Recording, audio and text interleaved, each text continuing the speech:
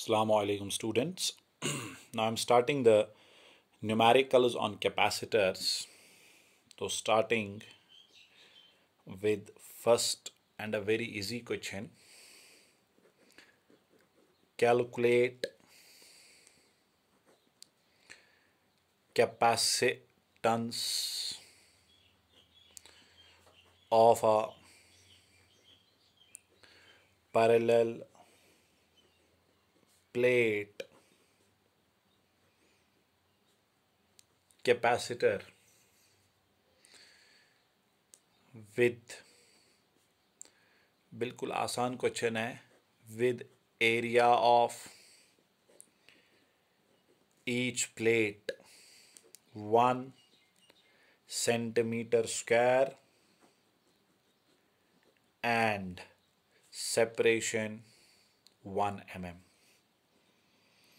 तो सिंपली आपको एक पैरेलल प्लेट कैपेसिटर की बेटा कैपेसिटेंस ढूंढनी है। तो सबसे पहले अगर देखा जाए इस न्यूमेरिकल में देकर है एक तो एरिया 1 सेंटीमीटर स्क्वायर, मगर इसको आप मिलीमीटर्स ऐसा मीटर्स में चेंज कीजिए। तो मीटर्स में आप कैसे चेंज करेंगे? आप लिखेंगे 1 सेंटीमीटर की जगह 10⁻⁻² और अपना स्क्वायर। इस सेंटीमीटर की जगह 10⁻⁻², तो ये मीटर में चेंज होगा तो एरिया बनेगा 10⁻⁻4 मीटर स्क्वायर। और separation between plates D 1 millimetre, that is equal to 10⁻⁻3 meters. तो what will be capacitance then? Capacitance का सिंपल आएगा एप्सिलॉन नॉट A/D। तो अगर देखा जाए यहाँ पे एप्सिलॉन नॉट क्या है हमारा 8.85 इंटू 10⁻⁻12, A आएगा 10⁻⁻4, D आएगा 10⁻⁻3। तो कीजिए आप इसको सॉल्व।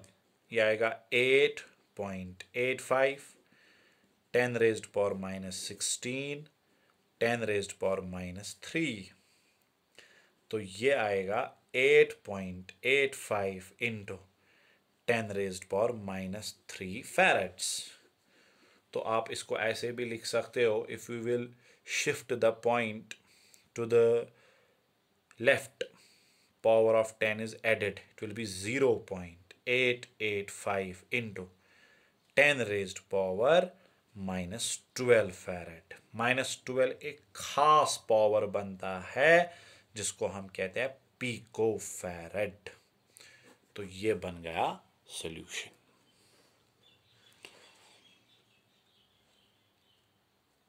तो ये सिंपल न्यूमेरिकल मैंने ली थी।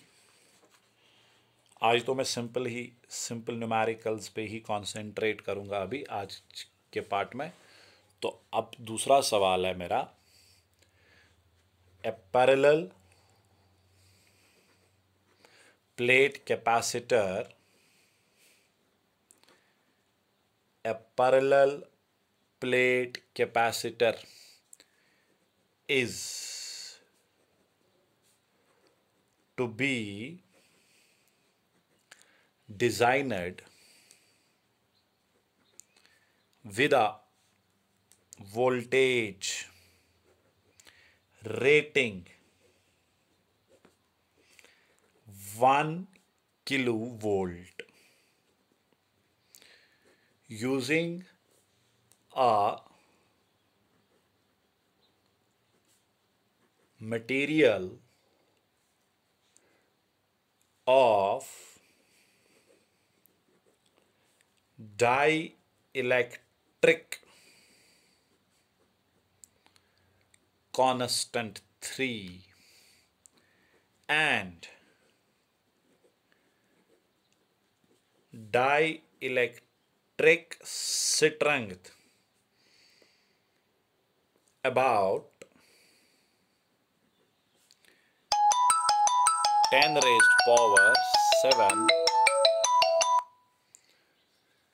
Volt per metre. find minimum area of plates required to have capacitance of 50 picofarad। Solution देखिए, कुछ चीज़ें इस न्यूमेरिकल किस्म में है। एक तो इसमें वोल्टेज रेटिंग। ये वोल्टेज रेटिंग क्या होता है? वोल्टेज रेटिंग का मतलब होता है कि ये कैपेसिटर इससे ज़्यादा वोल्टेज बेयर नहीं कर सकता है, ठीक है, क्योंकि फिर वहाँ पे स्टोरेज की जगह लीकेज हो सकता है। और इसमें dielectric strength. Dielectric strength का मतलब है ये फील्ड का दूसरा यूनिट है, समझ लो। Volt per meter is another unit of electrical field, ठीक है। तो ये डाई इलेक्ट्रिक स्ट्रेंथ को रिप्रेजेंट किया ही जाता है इन टर्म्स ऑफ फील्ड, यानी ये वाला जो डाई इलेक्ट्रिक है ये इससे ज्यादा फील्ड बर्दाश्त, फिर इसमें ब्रेक डाउन हो जाएगा। अब आपको बताना है जब ऐसा है कितना एरिया हमें चाहिए प्लेट्स का, ताकि इस कैपेसिटर की कैपेसिटेंस 50 पिको फैरड हो, ठीक है।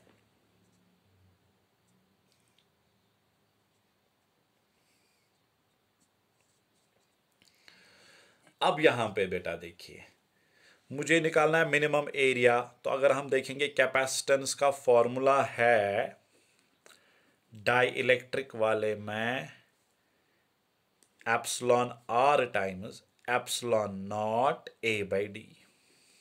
गौर से, सी भी मुझे पता है, एप्सिलॉन नॉट तो पता ही है, epsilon r dielectric constant 3 पता है, डी ए निकालना है, डी पता नहीं है अभी।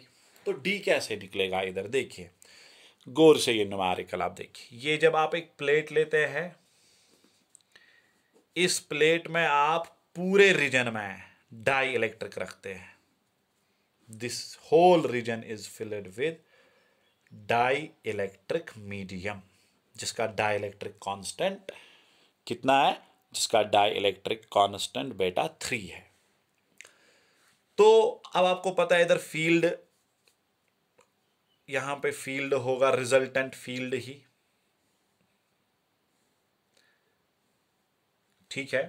तो फील्ड कितना होता है देखिए, मैं इधर ये एक्सप्रेशन लगाऊंगा, since electric field between plates, ये इलेक्ट्रिकल फील्ड बेटा यूनिफॉर्म होता है, इसलिए एक्सप्रेशन लगेगा V is equal to E D.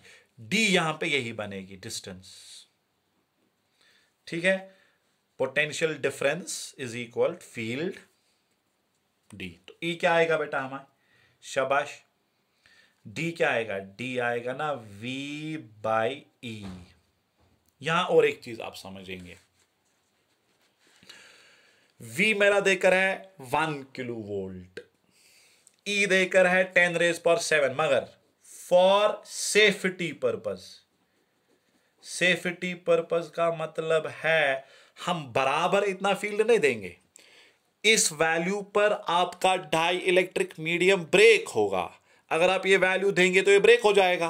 तो सेफ्टी पर्पस के लिए हमेशा जो आप अप्लाइड फील्ड देते हो, it's a very important concept, वो होता है 10% of dielectric strength. 10% of dielectric strength, यानी अप्लाइड फील्ड इधर होगा 10% ऑफ 10⁻⁷। यानी जब आप ये सॉल्व करेंगे ये बेटा बनेगा ये। This is important part in this numerical, नहीं तो आप सीधे ई देते, ये जो वैल्यू यहां पे ब्रेक हो जाता है, ठीक है। तो इस तरीके से हम यहां पर लेंगे डी का वैल्यू, आप डी आएगा ना आप V बाई ई। V कितना है? V 1 किलो वोल्ट है, दैट्स 1 × 10⁻³ ई कितना अब आपको लिखना है? 10⁻⁶, यानी d आ गया 10 raised power -3 meter. Therefore capacitance is epsilon r epsilon naught A/d। ठीक, C का वैल्यू आपको पता है, आपको चाहिए A, तो A will be equal to C into D epsilon naught epsilon r। तो A क्या आएगा, C देकर है ना इधर हमें 50 पिको फैरड, पिको का मतलब 10 रेज पावर -12, D आपने निकाला 10 रेज्ड पावर -3, एप्सिलॉन r है 8.85 इंटू 10 रेज पावर -12 और डाइलेक्ट्रिक कांस्टेंट देकर है 3।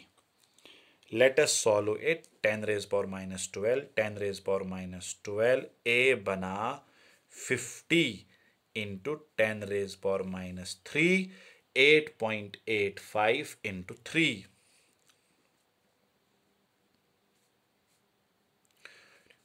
25, 5, 2, 3, 24, 26। तो ये जब आप सॉल्व करेंगे it comes out to be 1.9 into 10 raised power, खुद देखिए प्लेट का एरिया 10 रेज्ड पावर -3 ऑर्डर का। Hope you have got it. This is a very important numerical. Hope you have got it.